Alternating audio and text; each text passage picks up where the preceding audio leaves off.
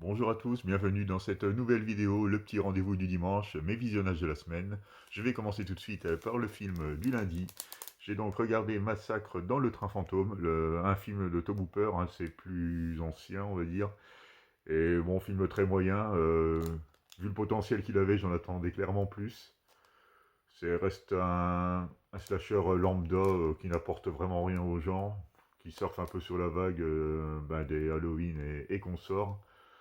Non, franchement, je m'attendais à beaucoup mieux, hein, parce que bon, il avait plus ou moins le statut de culte, ce film-là, quand même. Parce que, enfin, en tout cas, ça faisait un moment qu'il me faisait de l'œil, mais bon, là, c'était une grosse déception, quoi. Un slasher lambda sans grand intérêt, et, pourtant qui aurait pu être beaucoup mieux, car l'ambiance est quand même là, il y a quand même une bonne petite ambiance. Ambiance de foraine, maison train fantôme, hein, tout ça, bien sûr, bah, comme, comme le titre l'indique, mais donc voilà, mais c'est très, très dispensable, quoi. Donc heureusement que j'ai payé que 10 euros finalement. Ça m'aurait embêté de le payer plein pot. Ensuite, j'ai regardé. C'est quoi déjà ça? Hop, Meilleur ennemi. Bon, film très moyen avec Anna Hathaway, hein, voilà. Ouais. Bon, c'est une comédie bien lourdingue. Je m'attendais à un truc un peu plus corrosif que ça, mais là, c'est vraiment. C'est pour vraiment les gamines qui croient encore au prince charmant, on va dire, pour faire simple, pour résumer un peu le type de film que c'est, quoi. Mais bon, c'est vraiment aucun intérêt pour moi. Celui-là, à mon avis, je vais même pas le garder. On verra bien, mais celui-là, je ne vous le conseille pas du tout, hein, à moins d'être une ado de 14 ans en quête de prince charmant. Mais bon, à mon avis, c'est pas vraiment le public de ma chaîne. Voilà.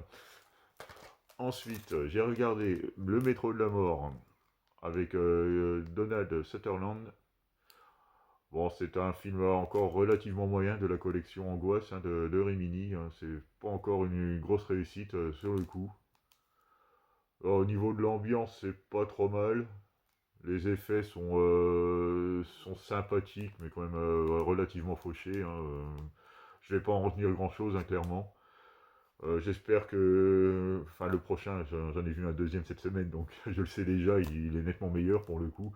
Donc à la suite de cette vidéo. Mais celui-là, franchement, c'est très dispensable, hein. Encore une très très belle édition pour un film très très moyen. Ensuite, Invisible Man. Bon là, c'est l'homme invisible, un peu le Hollow Man en version un peu plus moderne. C'est plutôt sympathique malgré quelques longueurs. L'actrice principale, par contre, est vraiment bien. Donc pour le pitch, c'est une fille c'est une femme plutôt qui quitte son mari ou son copain en pleine nuit parce que bon, on sent que le mari a de l'emprise sur elle et comment dire, elle veut s'en extraire quoi, parce que c'est parfois violent, c'est un peu son objet quoi, donc elle décide de le quitter. Après, elle apprend quelques jours plus tard qu'il est décédé, enfin, qu'il s'est passé pour mort en tout cas. Donc après, vous connaissez la suite, il va continuer en gros à la harceler grâce à une chose, à une méthode, une technique qu'il a pour se rendre invisible. Et bon, je ne vais pas trop vous en raconter, hein, mais c'est plutôt sympathique, ça rafraîchit un peu le thème de l'homme invisible, c'est pas non plus là un chef-d'œuvre, hein, quoi. Mais bon, on passe quand même relativement un bon moment. Invisible Man. Donc, ensuite, Robin des Bois, donc la version de Ridley Scott, hein, celle-là, ouais, avec Russell Crowe. Bon, il y en a beaucoup qui le comparent à celui de Kevin Reynolds, donc avec Kevin Costner. Mais bon, ça n'a rien à voir parce qu'en fait, c'est Robin des Bois avant, enfin, c'est les événements qui se passent avant le film avec Kevin Costner, en gros. C'est pas la même période d'histoire hein, de ce mythique personnage. Donc la comparaison est un peu foireuse pour moi. Je trouve celui-là beaucoup plus mature. Bon, il est beaucoup plus épique, hein. Bon, Ridley Scott oblige, hein. Il ressortait de Kingdom of Heaven, hein. Bon, il aime bien le grandiloquent, il aime bien quand ça part dans tous les sens, hein. Donc c'est vrai qu'on a un peu... on n'a pas vraiment l'impression d'être dans un film de Robin des Bois, parce on est habitué au classique, quoi, parce qu'en fait tous les autres films avant celui-là reprenaient plus ou moins la même période, la même trame que l'histoire originale, tandis que là ça explique un peu l'avant, le conflit contre le shérif de Nottingham, quoi. Donc c'est pour ça que bon, toute comparaison avec celui de Kevin Costner est caduque, pour moi ça n'a aucun sens. Mais bon, le film est très regardable, 2h30 passe plutôt bien, parce que là c'est la version Director's Cut hein, qui rajoute quelques minutes quand même à la version originale. Donc j'ai regardé ça vite fait. Ouais, il y a quand même 16 minutes en plus par rapport à la version originale, donc moi j'ai regardé la Director's Cut hein, directement. Alors c'est plutôt sympathique, hein. Franchement, j'ai plutôt passé un bon moment et je vous le conseille hein, si vous ne l'avez pas vu, mais il ne faut pas vous attendre à un film aussi romancé et tout ça que la version avec Kevin Costner, hein, clairement. Bon, moi j'ai continué à le comparer parce qu'il y en a beaucoup qui l'ont fait, et puis bon, finalement, ils n'ont pas grand chose à voir, quoi. Donc voilà pour le Robin des Bois avec Russell Crowe. Ensuite, Skull, un bon petit slasher plutôt sympathique, très fauché, bon, qui vous présente un tueur assez badass. Le film Skull donc est la suite, c'est une suite, mais par contre je ne sais plus le titre original, à chaque fois je l'oublie, j'ai du mal à... Donc le premier est très difficilement trouvable, parce que en fait il reprend vraiment le début du film reprend vraiment à la fin du premier opus, donc ceux qui n'ont pas vu le premier opus comme moi, ben, on est un peu perdu parce que donc on n'a aucun affect avec les personnages.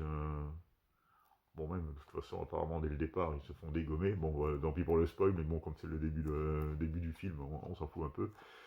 Donc, c'est plutôt sympathique. Les scènes de meurtre sont plutôt gore. C'est assez surprenant, d'ailleurs. Ils ont mis les moyens sur les effets practical, hein, beaucoup practical, finalement, sur les crimes, qui s'attaillent bien, on va dire. Un bon petit slasher, fauché, c'est pas toujours juste au niveau du jeu et tout ça, mais bon, c'est un peu le cahier des charges du genre, à mon avis, hein, des acteurs pas trop confirmés, puis un scénario qui tient sur un timbre, enfin, tous les classiques, quoi, mais ouais, bon, pour une petite mention quand même pour les crimes et les meurtres et l'inventivité des scènes qui sont plutôt sympas et parfois bien trash quand même. Donc, Skull, hein, pour ceux qui aiment le genre, pourquoi pas. J'ai regardé l'autoroute de l'enfer. Alors celui-là, j'en attendais strictement rien, et pourtant ce fut une très bonne surprise. Donc c'est avec le frère de Rob Lowe, hein, qui s'appelle donc Chad Lowe, il est 4 ans plus jeune, je crois. Vraiment, concept très sympathique. C'est des jeunes mariés qui vont se marier clandestinement sans prévenir leurs parents de ça, parce qu'apparemment les parents ne sont pas très d'accord pour cette union, mais bon, alors du coup ils vont décider d'aller à Las Vegas et faire ça à la va-vite comme ils aiment le faire aux États-Unis. Mais bon, sur la route, sa copine va se faire enlever par un genre de flic zombie que vous voyez là, et il va l'emmener avec lui en enfer, hein. Donc vous voyez le pitch hein, quand même. Mais bon, c'est très divertissant comme film. Ça se prend pas au sérieux, ça c'est toujours une bonne chose hein, quand un film manque de moyens, et c'est bien qu'ils ne se prennent pas au sérieux, parce que le pire c'est quand même pour moi, ils veulent faire ça, ils veulent faire les choses comme les grands, puis finalement ils n'y arrivent pas, puis ça tombe à plat. Donc les acteurs, ça joue plutôt bien. Il y a énormément de petites références ici et là, là franchement des petits clins d'œil, ça fourmille de détails au niveau des scènes, mais c'est des trucs très drôles hein, parfois. Et franchement, j'ai vraiment passé un très bon moment avec ce film, hein. Je sais pas si vous l'avez vu, hein, parce que je sais pas s'il est sorti autrement que dans ses éditions Rimini, mais celui-là, je peux vous le conseiller amplement.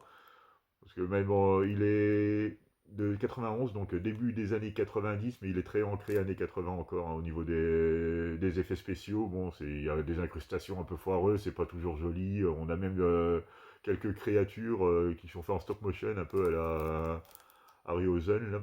Mais franchement, c'est très sympa. Celui-là, je peux vous le conseiller, et une très bonne surprise.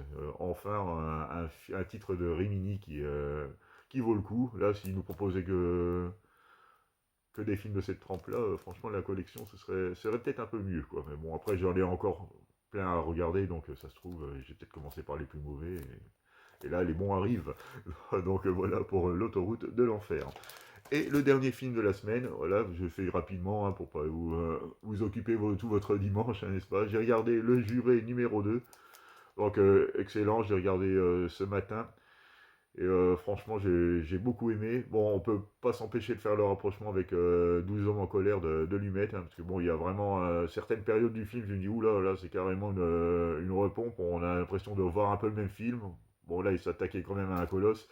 Mais bon, il y a assez d'éléments différents, ben, notamment le verdict, les circonstances et tout ça qui sont vraiment bien différentes.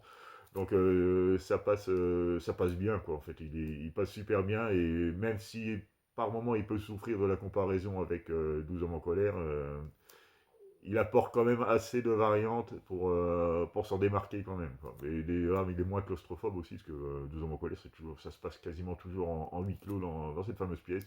Tandis que là, il y a quand même un peu de scène extérieure, il y a un peu de flashback pour expliquer un peu ce qui s'est passé. Bon, après, le contexte n'est pas du tout le même, parce que 12 hommes en colère, c'était vraiment l'accusation d'un homme de couleur, et c'était vraiment sur, en gros, même si ça se dit pas, mais c'était en gros sa seule faute, c'était d'être noir à cette période-là, et les jurés l'avaient jugé là-dessus, quoi. Donc c'était un peu compliqué. Tandis que là c'est dire le coupable, enfin le présumé coupable est un homme blanc, mais qui avait une réputation, ou qui a eu une réputation d'être dur, d'être comment dire. Ah, j'ai toujours des trous comme ça, c'est terrible, je trouve pas mes mots alors que c'est des mots simples, hein, non, mais qui est assez colérique, assez sanguin, on va dire, donc c'est un peu la réputation qu'il avait, donc bon, après par rapport à l'histoire, je vais pas trop vous en raconter, bah, même le scénario, c'est le genre de film, on peut pas vous en dire beaucoup. Bon, c'est pas un film d'action, hein, vous l'avez compris, on est vraiment, vraiment dans la trempe du film de Sidney Lumet. Mais franchement, il tire son épingle du jeu. Un grand Clint Eastwood, hein, qui est bien meilleur que son Cry Macho. Moi, j'ai beaucoup apprécié. Donc, si vous hésitiez, bah, et que vous aimez le genre, hein, parce que bon, c'est pas des films où ça pète dans tous les sens, hein, vous l'avez compris, bah, c'était un très bon film que je peux vous conseiller également. Donc voilà, c'est à peu près tout ce que j'ai regardé cette semaine, hein. Ce fut assez bref, mais bon, c'est le petit rendez-vous du dimanche, hein, comme j'aime bien les faire maintenant. C'est déjà le 11e, hein, je crois. Donc je vous dis à bientôt, passez une bonne fin de week-end, et à la prochaine pour une nouvelle vidéo. À bientôt.